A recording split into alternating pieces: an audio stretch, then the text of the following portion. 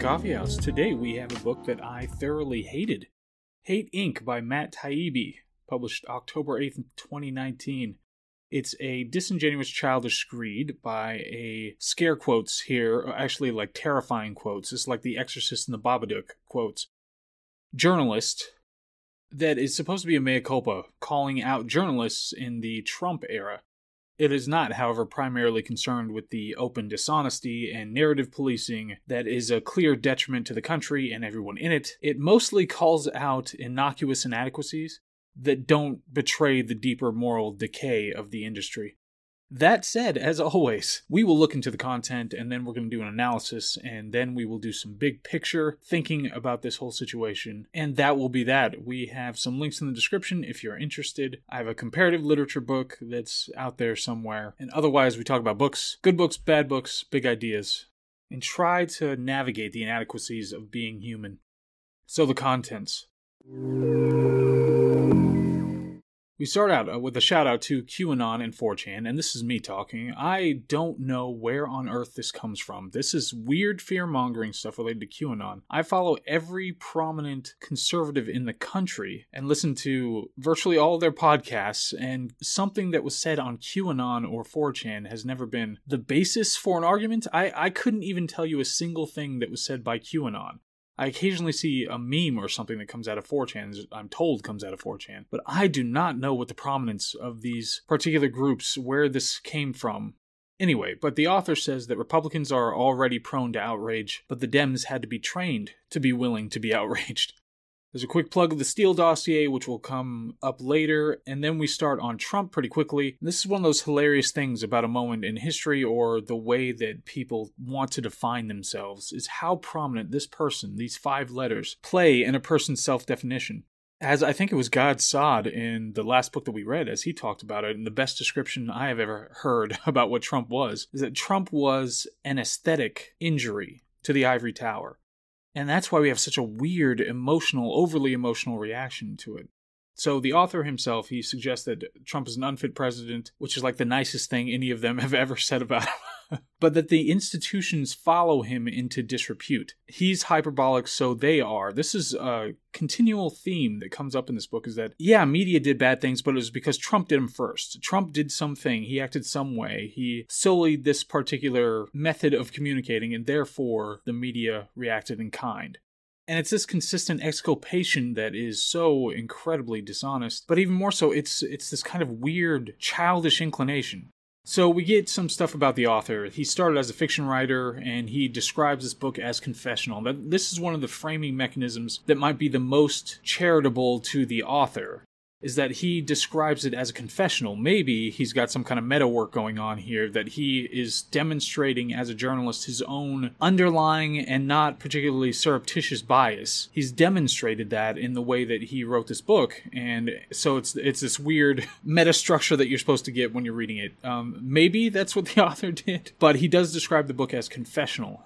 So he says that he typically has a blue audience, and he will say that one party is better than the other, but that the media has ended up working in concert with Trump, creating this mirror image of him. And he says, this again is something that continues to come up. He says, which side is worse is immaterial, and then goes on to say, Fox may have more noxious politics, but MSNBC is in the same business.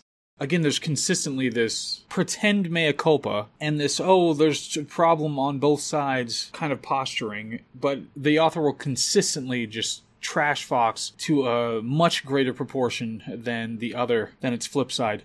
He says he has a natural antipathy for Republican politics, but that he wants to start a conversation. I hate that phrase. It's one of my least favorite phrases in the history of the world. I want to start a conversation about X. It's so bad. It's like the phrase, I'm the type of person. It's one of those things that has no content, and it's got this weird, sickly, egocentric sheen to it. But he wants to start a conversation about how much is real, how much of this stuff going on is real, and how much of it is media created. Okay, a little more background. His father was in the news and told him that sources are relationships, and that when you talk to people, you want to ask them about what they want to talk about. And he says that at a certain point he read Manufacturing Consent by Noam Chomsky and the other guy, and when he read it, it blew his mind. It was a dazzling book. And there was talk in this particular book, we'll read it at some point. Of course, we read Propaganda earlier by Bernays, right? We read a number of we have another one that's coming down the pike that's a big one. But this one we'll read at some point, Manufacturing Consent. But it talks about how censorship is covert. It's not the overt kind of censorship that we talk about nowadays. But the debate is choreographed in media, that it's carefully curated. So it seems like you have people who are debating multiple sides of an issue, but in reality, they are on the same side and trying to curate a certain conversation in public so that keep the sheeple at bay. And for Chomsky, as far as I understood it, it's not even necessarily this completely conscious effort. It's something that they're working on to be able to do that, like to avoid dissenters, to bring dissenters onto their shows. It's something that just happens over time. Some of them actively try to do this, but otherwise, it's something that just happens as part of the way the conversation in media occurs. And one of the ideas that Chomsky has in here, the worthy and unworthy victims framework. So the worthy victims would be somebody who's killed by like a foreign adversary. You'd consider them and treat them as worthy victims. But people who are killed by allies or your own government, they would be considered unworthy victims. Now, obviously, there are a number of things, I'm sure, that come out of this book that would be wonderful to actually discuss, like there being a choreographed debate. That's what people on the other side would call the establishment, the entrenched establishment that they're always concerned about having too much power. And I'm sure there's a lot to be able to pull out of this, but he's just talking about it here as a point of this was something that really motivated his interest in politics. Then we get Murdoch, who comes in with Fox, and he just did very well. He apparently hoovered up the white and old audiences, selling siloed anger. And then we began to divide. So now you have Fox on one side, and the rest of the media is supposed to be this kind of, collection of slight biases, but they're generally just objectively trying to report the news. And then he says here, the New York Times, for the most part, doesn't traffic in deceptions, and that he admonishes people to trust most reporters. So this was 2019, and but this was after the whole Mueller investigation blew up, so I think it's incredibly irresponsible to talk about this. One of the big stories, like around January 6th, Officer Brian Sicknick, the New York Times ran stories about him having been bludgeoned to death, murdered by Trump supporters, and this became part of the narrative, the impeachment narrative. And there are many things, like the 1619 Project, there are many things the New York Times does now that are explicitly designed, open deceptions to try to push a narrative. So I don't know if this particular author would revise his position on the New York Times at this point, but that is what he had to say about it. What he says, and this is one of the good things that is peppered in here, that these media companies are trying to sell you something. That's what they're doing. They use the framework of, did you hear about X? This crazy thing. You have to be really concerned about X, whatever it is, so they can get your eyes, so they can sell you something from one of their advertisers. And this idea that's consistent with it, that works for the establishment or for the choreographed debate, as Chomsky would put it, is that the more separate people are, the easier they are to defeat. Then we get to the 2016 election. Of course, this is a big one. And the big question that frames the whole idea of the media response to Trump and the 2016 election is, why do they hate us? This is the question that he asked, that 80% of people don't trust the media. And this is another one. This is me coming in again, but this is another one of those framing issues that I consistently see in this, is that the question isn't what is the correct answer and how do we better report to try to get people closer to it. The idea is that we knew who you should vote for. We already knew. We knew who you should vote for, and we didn't do enough to make sure that you did.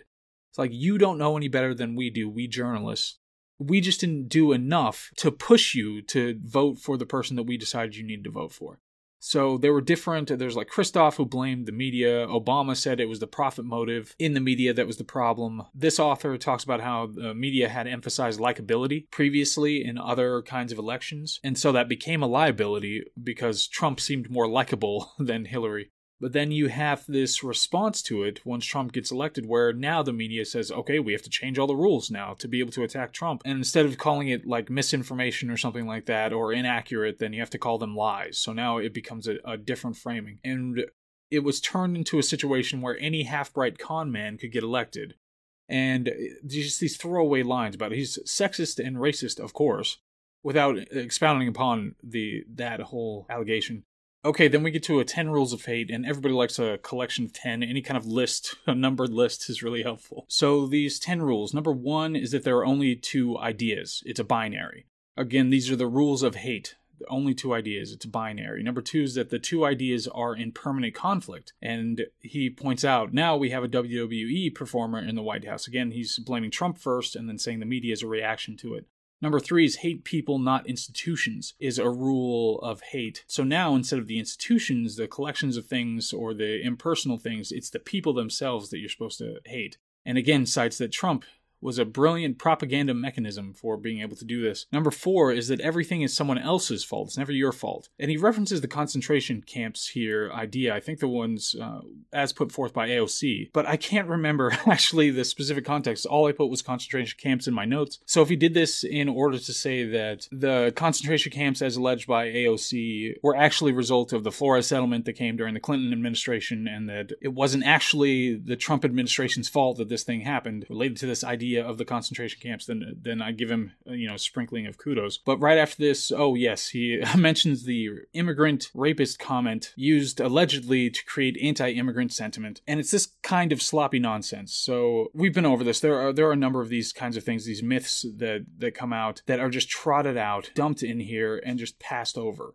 And his means here of kind of squaring the debate is that he talks about how there are currently 70,000 a day immigrants and wonders if there's any good way of handling that, which would be a reasonable, nuanced view on the situation. Of course, now it's currently the highest that it's been in 21 years. That is the last I checked when it comes to illegal immigration. And of course, there's a distinction between immigration and illegal immigration. And there's so much obfuscation around this issue, and it's just furthered in these kinds of books with these kinds of premises. And again, it's just lip service to the kinds of ways that we need to think. So he says most problems are bipartisan, but then he'll, of course, leave that theory behind quite promptly. So number 5, rules of hate, is nothing is everyone's fault. Then he references Trump taking credit for the stock market and how it wasn't, just up to him. Number 6 is root, don't think. So it's no longer about compromise. And it was someone at the Times, his name is Gutenberg, said that journalists need to rethink objectivity in the era of Trump. So the author is citing this as an example of the idea of rooting instead of thinking. Number 7 is the other side is literally Hitler. Of course, we see plenty of this. First, he attacks Hannity after 9/11, Hannity kind of using a broad brush to paint Muslims thereafter, and then references conservatives calling everyone Hitler, which is utterly hilarious, and then talks about Trump's authoritarian pitch, that he goes after elites while secretly being supported by them. Now, this is so much projection, it's hilarious. Of course, Trump, whatever he was, and whatever theories he'd put forth, and whatever sloppy rhetoric he used, the end result of his policies and efforts would never have been authoritarian. He had many, many opportunities to go that direction. He never did. And once we get a new liberal, supposedly moderate liberal administration, they go just full on, 100% in the authoritarian direction. And virtually every narrative being crafted right now aggrandizes the power and pull of the national government. So this pure projection here. And the go after elites while being supported by them. Of course, you just think of AOC in her Chick-fil-A dress. Tax the rich while I spend $30,000 a plate or get my free plate. Comped by rich people while I hang out with rich people while all the peasants wear masks and we don't have to. Absolutely hilarious. So then I know I missed number 8 somewhere in here, but the author goes on to reference claims of democracy being rigged and the threats to jail Hillary at the debates, and how Trump, like all con men, depended on the true details to sell lies. That he played on racial panics, but then Hillary dropped the ball by using the basket of deplorables comment. He references Charlottesville with just no irony whatsoever. I recently read the full transcript of the statement on that. It's unbelievable. It's one of those things that is so completely far afield that it has reached the status of pure newspeak. It's one of those things that it's being taken to mean the opposite of what it was, and that any person with any modicum of self-respect or integrity would be able to see right through it, but it just keeps coming up and keeps getting put in books like these. So he says Trump deserves epithets and then some, but all his supporters, do they need him? So this is the charitable aspect of what he's saying here, is that Trump deserves it, sure, all the epithets and more, but do all of his supporters? Sure, some of them do. Maybe a majority, maybe a super majority do, but do all of them? This is the charity that we get from this. And he says, of course, race was a dominant factor in Trump's rise. Again, just tossed on in there. And references Trump's lunatic inability to denounce the KKK or Nazis. which is, again, one of those things that is utterly newspeak hilarious, where it came to the point where Trump literally had to put out a video before he got banned off of everything. He literally had to put out a video of 38 times where he denounced it in public, on camera. And in the Charlottesville statements that he made, he did the very same thing. And yet, I mean, even, who was it? When he was on the show, when he was being interviewed by who ended up being one of the debate moderators for Biden-Trump, and the debate moderator said, will you denounce white supremacy, when literally previously in another interview Trump had done that to him. So number 9, in the fight against Hitler, everything is permitted. And I remember when it started off with, is it okay to punch a Nazi? That was the question. If you know somebody is an actual Nazi who spouts Nazi nonsense, is it okay to physically attack them? That's where it started, and now we are where we are. There's a reference to, what's her non-comedian person who used the feckless C-word comment related to Melania Trump, I think. Or who was it? Robert De Niro, who said F Trump at one of the award shows. Like, he was so brave. And then the harassment of people like Sarah Huckabee Sanders and Stephen Miller, press secretaries for Trump in various restaurants. And then again, references had the fact that Trump was uncivil, and he did win. So that's kind of he set out the playbook for people thereafter. And then number 10 is feel superior, in references how Trump calls people losers. Having gotten out of the morass of that situation, then we go into some other ideas like the Church of Averageness. So how the dumbing down of journalists, how the anchors are just kind of complete idiots. And we have the question reiterated here, why do they hate us? He has a phrase here that Fox bias is 100 times worse, but moving on from that. He says why journalists think they hate us is because they are mostly conservatives, and those conservatives can't deal with reality. He says that they hate them because they are too lazy to be informed, that Fox is a giant misinformation machine, and because the media was attacked by Trump. So at least this is something that is actually self-effacing, that could have gotten us somewhere, because he's saying that these are things that journalists thought that those were the reasons that they hate him, but they were wrong about those reasons. So there's the potential start of being legitimately self-effacing, but we never got there. Then there was the standard, who would you rather have a beer with? And he was saying that journalists pushed this standard, and that was one of the main reasons that led to the utter downfall of the American politic. He references the idea of the electability standard, so voting for somebody who would be electable, like in the next stage of the election, as opposed to somebody who you support the most. And references Nate Silver, one of the most hilariously inaccurate pollsters with national prominence, of all time. And then blames Trump, of course, for moving the whole media into the WWE space. Then we do actually get some good suggestions out of here. You don't need to watch the news. But it turns into this kind of weird thing where he suggests that journalists are on some kind of special plane, and if they had the motivation to do it, then they could be the ones who are educating all the rest of us. But he suggests the world is too complex for you to understand. Yes, perfectly fine. That is very true. And if we were serious, we would make it a priority to educate. So he's saying journalists, if they were serious, they'd make it a priority to educate. And that journalists should challenge audiences. That should be one thing. And then he talks about how Fox is so horrible. But the thing is here, of course, what's the posture? The posture is, and he does this at another point too, the posture is that journalists do have some kind of special access to the truth, that they would be able to, if given the time and inclination, they would be able to impart the truth to the dirty denizens, but they don't have that time and inclination. Of course, this is utterly ridiculous, as if some journalist who spends a couple of days on a story, a couple of weeks, a couple of months, a couple of years investigating a particular story, that they would have some kind of perfect, unfettered understanding of some complex issue. Of course, people who spend a decade, 2 decades, 3 decades studying a particular very narrow question in one particular discipline won't have some unfettered, perfect, unbiased understanding of that particular discipline. That's why it seems like journalism is kind of the Dunning-Kruger profession. It's the area where that concept is most dangerous. And if anybody who doesn't know what that idea is, the Dunning-Kruger effect is where you have no information about something, you're not particularly confident about it, you get a little bit of information, and you disproportionately raise your confidence level in your understanding of the topic until you get enough information to know that you know very little about this topic. So the Dunning-Kruger effect is just overconfidence in your understanding about something. And all of us are subject to it and exhibit it in one way or another. And we previously talked about it in the context of having access to social media and Wikipedia and all the information in the universe. So we'll spend 10 minutes or an hour or something on some topic, and then we'll feel overly confident about our understanding. So you wonder if journalism just takes that to another degree. Anyway, so after that, we go to a moral panic and how this is what the media has to try to inculcate in people. They're always coming for your children. Somebody out there is coming for your children, and there are just a bunch of scares. The ones he doesn't reference, which might have been very useful to make this a legitimate mea culpa, would be things like police brutality. Or COVID. This was pre-COVID, obviously he couldn't have done that, but the fear-mongering related to Trump, or white supremacists, or January 6th, which would come later, of course, or the racism epidemic, or hate speech, or misinformation. All those things are these ludicrous scares, these moral panics that are being used for narrative shaping.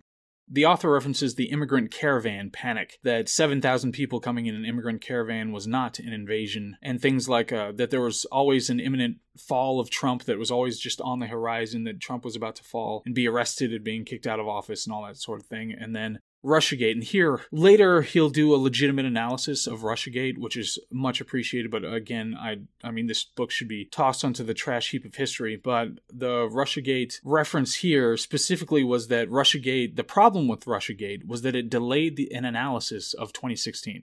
That was the problem, that it was a distraction from being able to really look at 2016. It wasn't the ludicrous, widespread media support for a conspiracy theory that was complete nonsense on its face. That wasn't it. It was that it delayed an analysis of 2016. Then he goes into discussing about how there are factual issues that the media had related to stuff like when BuzzFeed reported that Trump had told Comey to lie, and the Michael Brown case, and just the general use of unnamed sources, and the fact that journalists forgot that officials can lie. This is one of kind of the biggest things about our current era, is just this unmitigated trust in the FBI and other national law enforcement institutions like that are federal specifically, not the local ones, of course, because they're all racist. And trust in massive corporations, and trust in politicians when they tell you something. It's like this weird thing that they forgot that officials will lie about things. Then there was a chapter on the class taboo, talking about class and how Trump was a populist, which is always the term that is used to describe the opposing side as opposed to your side. There's a question here about why was his pitch working, and a reference to a book called Listen Liberal from 2016, where the author suggested the Democrat Party has changed to support elitism in the form of the professional class instead of the working class. They left the working class behind. I think that's an incredibly prescient book. And then he says that politicians and journalists absolve themselves of any responsibility for what's gone wrong. Of course, for the author, what's gone wrong is that they elected Donald Trump. So then he suggests to turn it off. Then he does some liberal coddling here. He references how white dudes are terrible. I think there were 3 specific references to how terrible white men specifically, are. And then again suggests something good here, that they don't want you to have an inner monologue. They don't want you to be thinking to yourself about these things, so you have this self-analysis going on. They want you to just have their narrative playing through your head. And a religion becomes a cult when it doesn't allow testing of its premises. Then we go into the invasion of Iraq. There's a lengthy portion here where it's talking about how media screwed up when it came to the invasion of Iraq and WMDs, and there was this constant promise of future bombshells that would validate all these things.